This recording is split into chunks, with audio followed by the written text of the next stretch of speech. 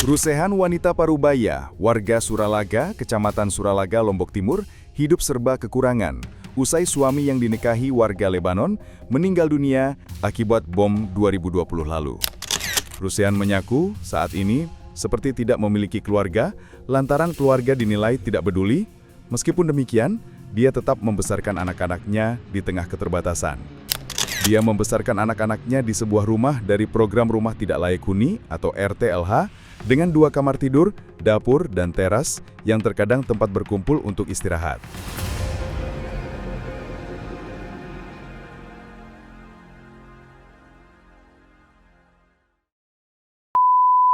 Kan baik tulus gitu, tulus menerima kita apa adanya, seperti sebaiknya baik pokoknya di mata saya gitu, nggak pernah memperlakukan saya seperti orang, nggak pernah merendahkan saya gitu, nggak pernah maksa untuk saya begini dan begitu. Kalau saya itu kepinginnya dia, saya cuma duduk, nggak mau dikasih kerja, cuma dia yang masak, dia yang itu, malahan saya dicari pembantu untuk kerja gitu. Saya cuma duduk di rumah, cuma menjaga anak. Pokoknya itu udah fasilitasnya saya di sana. Saya nggak pernah diituin sama dia, itu dia baik sama saya. Sesudah mau membarukan paspor saya untuk pulangkan, terus saya ketemu di imigrasi, dia mencari tenaga kerja untuk bekerja di rumahnya gitu. Dia bos itu. Terus banyak sih TKW, tapi kenapa dia mau sama saya? Sampai saya tanya, kenapa Sida mau sama saya, Mbak? Padahal itu TKW itu banyak. Yang saya kepingin sama Sida itu bukan karena cantik katanya. Saya melihat Sida dari nilai bagaimana Sida itu kita pandang baik, pemandangan kita itu negatif gitu. Nggak seperti yang kita lihat-lihat yang lain. Gitu. Terus saya pikir-pikir, dia bicara di imigrasi, di kedutaan Indonesia di Kuwait, bilang sama perempuan itu katanya gitu. Terus ada orang Sumbawa yang ngasih saya beri kabar, kamu mau nggak sama orang itu? Saya kesini bukan untuk cari suami, saya kesini untuk cari rezeki nafkah. Tapi laki itu nggak mau gitu, harusnya mau sama saya. Saya pikir selama 3 bulan lamanya, terus selesai 3 bulan, saya pulang ke Indonesia, buat surat penceraian di Jakarta kan, untuk mau menikah. Diurusi semua. Saya pulang ke Indonesia selama 2 bulan, ngurus surat cerai segalanya.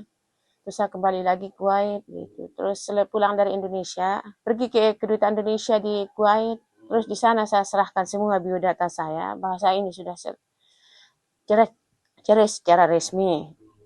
Bukan ilegal gitu kan. Banyak kan yang janda-janda ngaku janda gitu kan, saya enggak. Lelaki itu menerima gitu, apakah kamu menerima saya orang nggak punya, saya ini sebagai pembantu gitu. Menerima semuanya gitu, saya apapun itu saya nerima gitu. Terus selesai itu saya kan terus dipinang sama dia selama 3 bulan di sana. Di kedutaan Indonesia, ditinggalin di kedutaan Indonesia, enggak di mana-mana, kecuali di kedutaan Indonesia selama 3 bulan. Berarti saya pacaran sama dia 6 bulan. Gitu.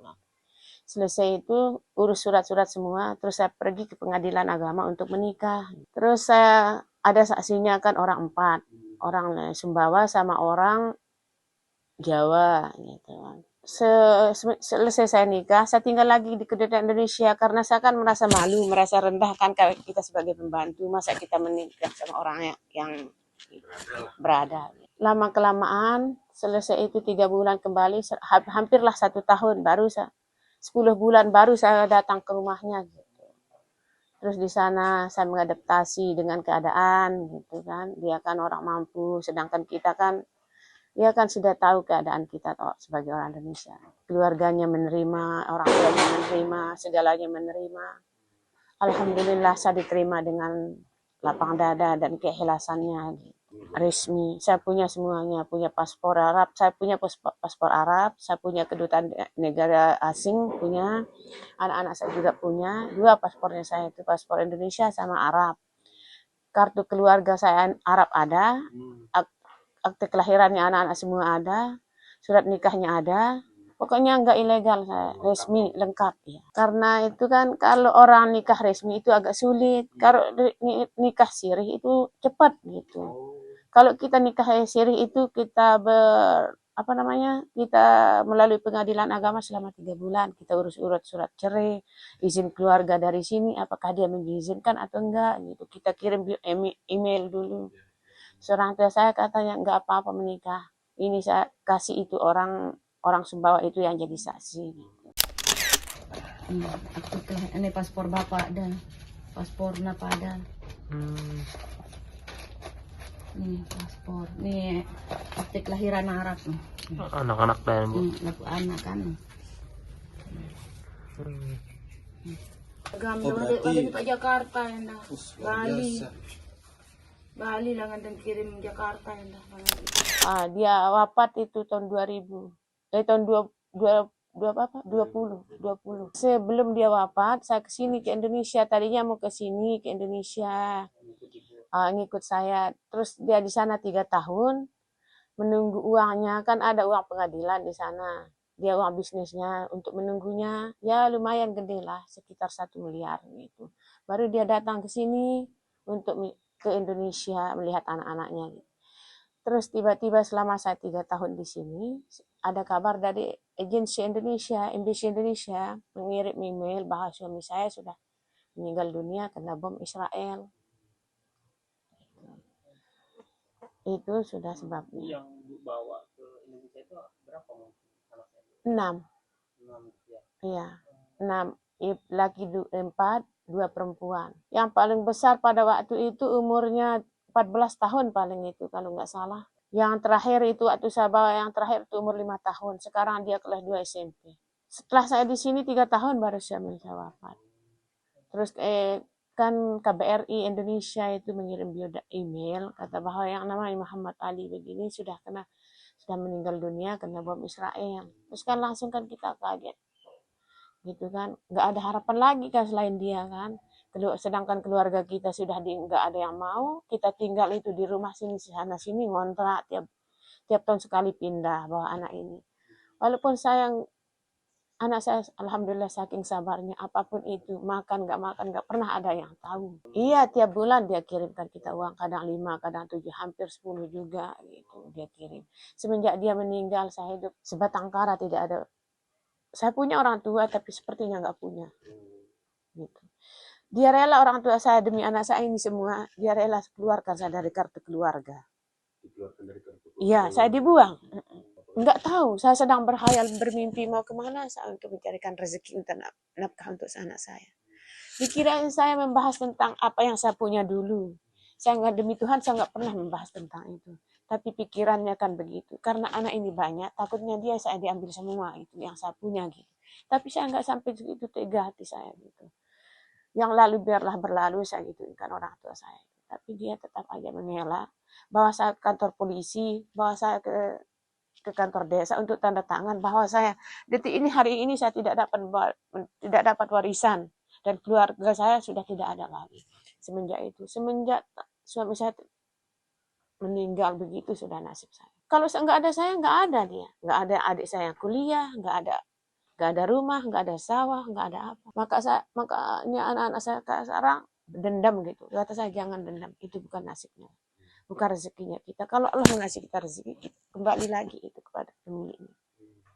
Anak saya itu yang perempuan, ada perempuan dendam dia, kata saya jangan. Kalau rezeki kita ada, kembali. Kalau kita yang punya, kita dikembali sama Allah. Itu aja jawabannya. Saya itu tiap hari itu, kadang ada yang manggil, kadang ada yang, kalau yang kasihan 100 dikasih. Kalau yang biasa 50, 25, saya terima aja. Untuk misalkan ada TKW yang mau medikal, saya antar. Kadang kalau ke Mataram dikasih 100, 150 gitu. Kalau ke Selong kadang-kadang dikasih 35, 50, paling tinggi 50 gitu. Kadang dikasih beras. Kadang pernah saya nggak masak 2 hari, kadang. Tapi nggak ada yang tahu, diem. Ada yang kecil menjerit, mak lapar, kasih air minum. Nggak pernah saya, nggak ada yang tahu saya makan, nggak ada yang tahu. Begini sudah sakit, saya sakit, diem aja di rumah. Mungkin saya malu karena sang orang nggak punya, mungkin nggak dihiraukan juga gitu.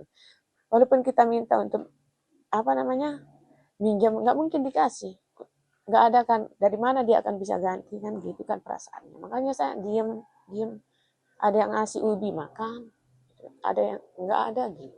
Ya, sampai anak saya bisa stres ini yang lagi, tapi bilangnya Insya Allah saya akan perjuangkan ibu. Kalau ibu nggak bahagia, saya nggak akan. Makanya anak saya yang pertama itu saking sakit hatinya gitu, selesai baru tamat SMA langsung pergi karena nggak mau melihat saya dihina-hina terus sama orang di pinggir jalan. Gitu. Memang saya punya hutang, tapi kan kita hutang itu mesti diganti kan. Daripada kita mencuri lebih baik berhutang. Biarin saya dibilangin pembohong apa. Kan hutang saya tetap diganti kalau ada uangnya. Kalau kita mencuri kan nggak bisa kita ganti. Itu aja itu alasannya saya hidup. Ya katanya itu pembohong, uang utangnya nggak diganti-ganti. Kalau saya punya kan saya ganti. Kemarin ada orang, oh kemarin pagi, nggak kemarin lusanya ada kesini nagih saya. Belum saya punya saya gitu. Saya rela apapun yang tidak mau diambil di rumah, lihat aja terus dia sampai sedih. Malahan dia yang ngasih saya beras karena nggak adanya gitu. Cuma itu aja beras yang 10 kilo setiap bulan, tapi sudah lama nggak ada. Sering sih saya nanya itu sama itu ponakan saya kemarin, kenapa saya nggak dibantu untuk ini, masa sih anak saya satu-satu mati bisa dibantu saya gituin. Katanya sering saya ituin ajuin katanya gitu, tapi nggak ada itunya dari desa. Masa sih sekarang anak saya mati satu baru bisa dibantu, besok mati lagi satu terus masyarakat itu desa baru tahu rasa saya gituin dia. Masa sampai nunggu anak saya mati dulu baru bisa dibantu. Saya sering begitu sama dia. Ada sering. Iya, sering. Tapi bukan orang sini. Dari Sukamulia, dari Aimel, dari Wanasaba gitu. Yang nelpon yang kenal-kenal saya. Ada semua. Ada. Aman. Paspornya juga ada. Semua aman saya tahu. Jangan dikuair.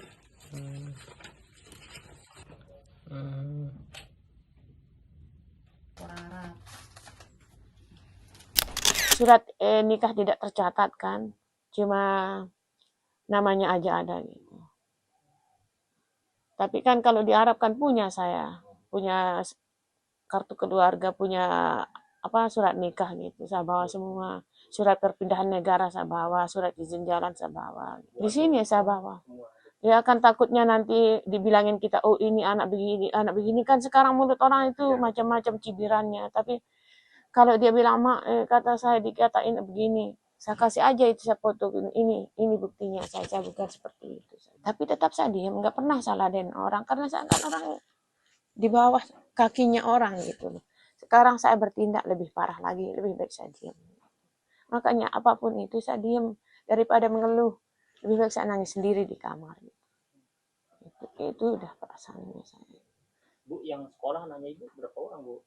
Tinggal 5 sekarang. Tinggal 5 ya. Itu di SD ada yang Nggak ada SD, SMP kelas 2 yang terakhir. terus SMA. SMA kelas 3 yang terakhir yang ini lagi. Ya kepingin kuliah tapi kan keadaan yang membuat kita begini. Kalau ada nasibnya insya Allah bisa. Kalau mungkin dia mendapat rezeki, insya Allah dapat rezeki untuk adik-adiknya kan itu dia pergi untuk kita gitu. Karena dia nggak mau sudah kita dihina, diituin sama orang. Dia pernah ngirim tapi untuk hutangnya aja dulu. Iya, fokus bayar hutang aja dulu. Minjem 15 juta terus dikasih kita sementara dia berhasil dipinjamin kita 2,5 juta untuk sementara dia ngirim gitu. Ya tapi 2,5 juta untuk 3 bulan kan nggak mungkin. Itu alhamdulillah anak saya itu yang lagi mencari terus bekerja memperbaiki HP dapat 100 satu hari. Yang masih sekolah. Iya. Dia yang membantu saya. Dia servis HP, perbaiki TV, mesin cuci gitu. Pokoknya serba guna dia itu. Yang penting halal gitu. Berapapun yang dikasih dia orang, nggak maksa nggak ada ongkosnya, nggak pernah memaksa dia. Misal kalau di toko kan kadang-kadang 150 dia dikasih 35, 50 diterima. Dia nggak pernah dia menekan orang begini enggak. Misal nggak mampu bayar, dikasih sudah orangnya. Walaupun begitu tetap aja kita diomongin anaknya begini, anaknya begitu. Padahal anak saya nggak pernah keluar, nggak pernah. Anak saya itu cuma kalau orang sini mungkin bosan tinggal di rumah ya. Kalau dia alhamdulillah 24 jam kalau nggak sekolah 24 jam sudah di rumah dia, nggak pernah keluar seperti orang cari ini enggak. Bu, saya potong. Kalau BPJS semuanya ada, Bu? Ibu Cuma 2, sekarang ada katanya kemarin datang lagi 3 jadinya. Sampai ada dulu saya pernah sakit di rumah sakit umum di Selong 1 bulan orang Australia yang bayarkan saya. Itu semenjak saya disakit di sana itu nggak ada yang besuk, nggak ada apa, cuma 1 orang yang besuk. Kadang anak-anak saya, kadang mak nggak ada itu untuk uang untuk makan gitu, antarkan saya untuk makan. Biasa diam aja makan-makan rumah sakit aja gitu. Kalau ada sisa saya kasih anak saya makan. Kemarin datang satu, tadi malam dia telepon saya katanya ada satu datang. Saya kepingin sih, tapi nggak ada untuk itu. Saya pingin jualan, tapi nggak ada kan. Nggak ada, kan saya sudah bilangin. Kalau kita pinjam sama orang nggak ada yang ngasih. Kan mustahil gitu. Karena apa yang mau dilihat? Nanti saya kepingin ke luar negeri, tapi siapa yang jaga anak saya? Cukup saya aja udah yang menderita, biarin anak saya di sini saya tunggu. Makan nggak makan ya saya tunggu aja.